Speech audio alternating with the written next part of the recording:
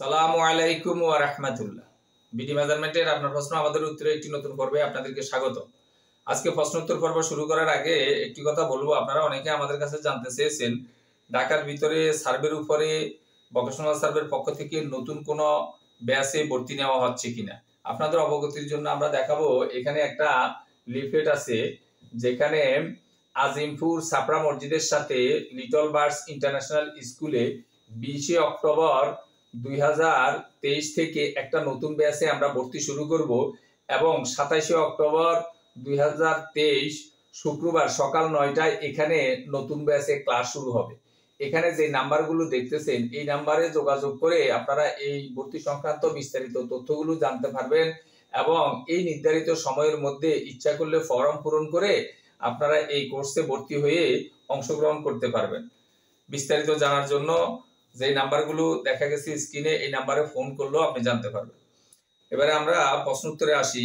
আজকে প্রথম যে প্রশ্নটা করেছেন ওনার নাম হলো ইসমাইল সাহেব, সিঙ্গাপুর থেকে। আপনি জানতে চেয়েছেন আমাদের একটা ভিডিও দেখে যে এখানে 3 নং অবস্থায়, অর্থাৎ আপনি যে ভিডিওটা দেখছেন এটা 3 নং অবস্থায় রবিজা খাতুনের পিতামাতা থাকলে তারা কি সম্পত্তি পাবে না। রবিজা খাতুনের পিতামাতা থাকলে অবশ্যই তারা সম্পত্তি পাবে।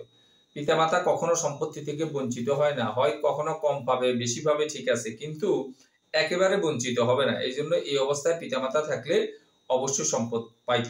আপনি আরো জানতে চেয়েছেন যদি এক ব্যক্তি মারা গেছে এবং তার একাধিক মা থাকে, একজন গর্ভধারিণী মা আর 2 জন সৎ মা, এখন ওনারা যে অংশটা পাওয়ার কথা এটা কি 3 জনে সমান ভাগ করে নেবে না শুধুমাত্র গর্ভধারিণী মা যিনি উনি নেবে। এই ক্ষেত্রে আপনি মনে রাখবেন এই সম্পত্তিটা শুধুমাত্র গর্ভধারিণী মা যিনি উনিই পাবে, কারণ অন্য মা যারা আছে উনারা উনার বাবার স্ত্রী হিসেবে এই ব্যক্তির মা, কিন্তু সম্পত্তির ওয়ারিশান পাওয়ার জন্য, সম্পত্তির ওয়ারিশ হওয়ার জন্য কিন্তু মা হিসাবে না, যার কারণে পুরো অংশটাই উনার যে গর্ভধারিণী মা উনিই পাবে। আশা করি বিষয়টা বুঝতে পারছেন। আপনি আরো জানতে চেয়েছেন বিএস খতিয়ানের পর্সায় অংশ গুণ শতাংশ এবং এটাকে 1000 দিয়ে ভাগ করলে অর্থাৎ পরিমাণটা বাইর হয়, ওই ব্যক্তি কতটুকু পাবে এটা বাইর হয়। এটার উপর ভিত্তি করে আপনি বলতেছেন যে সিএস এস এ আর এস এ কি অংশ এবং শতাংশে গুণ করে 16 দ্বারা ভাগ করলেই চলবে।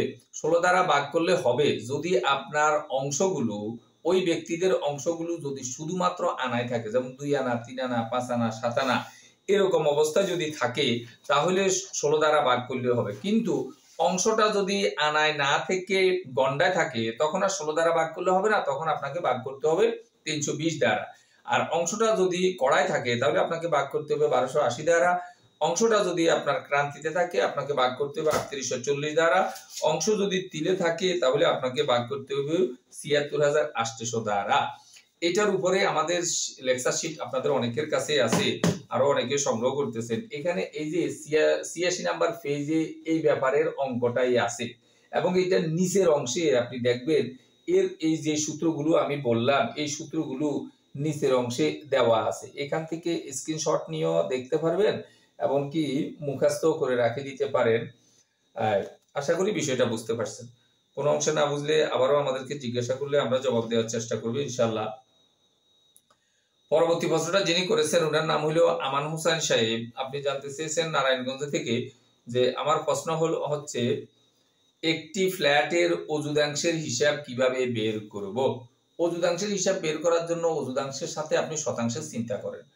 প্রতি 100 অযুদাংশে হইল 1 শতাংশ, অর্থাৎ অযুদাংশটা হলো শতাংশের 100 ভাগের 1 ভাগ। আপনি যত শতাংশ পাবেন এটাকে দেখা গেছে যে যখনই আপনি শতাংশকে আপনি 100 দ্বারা গুণ করবেন তখন এটা অযুদাংশ হয়ে যাবে, আর যখন অযুদাংশ থাকবে তখন এটাকে 100 দ্বারা ভাগ করলে শতাংশ হয়ে যাবে। আশা করি বিষয়টা বুঝতে পারছেন।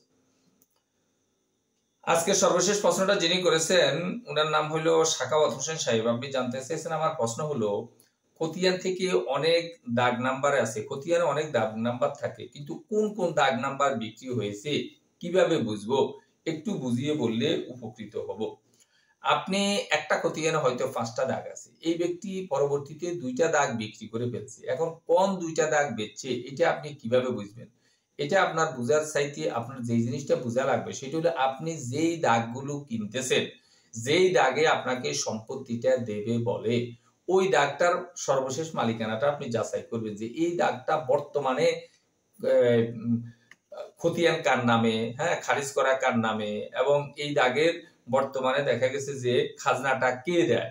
এভাবে আপনি বুঝতে পারবেন যে আসলে ওই খতিয়ানে, কারণ সিএসএ আপনি দেখবেন, আরএসএ দেখবেন, এসএতে দেখবেন অনেকগুলো দাগ আছে। এগুলো যাদের নামে দেখাইতেছে পরবর্তী যে সারা বছর এগুলি এদের নামে, বিষয়টা এরকম না। পরবর্তীতে এদের হাতছাড়া হয়েছে, হ্যাঁ, খতিয়ান এটা তো এদের কাছে রয়েই গেছে, কিন্তু লেটেস্ট খতিয়ানটা আপনি যখন যাবেন, হ্যাঁ, খারিজা খতিয়ান বা দেখা গেছে যে ওদের বলিয়াম বইতে সর্বশেষ আপনি চেক করবেন যে এই দাগ বর্তমানে কার নামে, তখন এরা সর্বশেষ আপডেট তথ্যটা আপনাকে দিতে পারবে। আশা করি বিষয়টা বুঝতে পারছেন। কোনো অংশে না বুঝলে আবারও আমাদেরকে জিজ্ঞাসা করলে আমরা জবাব দেওয়ার চেষ্টা করব ইনশাআল্লাহ। ভিডিওটি ভালো লাগলে লাইক করবেন এবং শেয়ার করবেন। আমাদের ধারাবাহিক ভিডিওগুলো পাওয়ার জন্য চ্যানেলটাকে সাবস্ক্রাইব করবেন। এই আশাবাদ ব্যক্ত রেখে আমাদের আজকের প্রশ্নোত্তর পর্বটা এখানে শেষ করছি। আল্লাহ হাফেজ।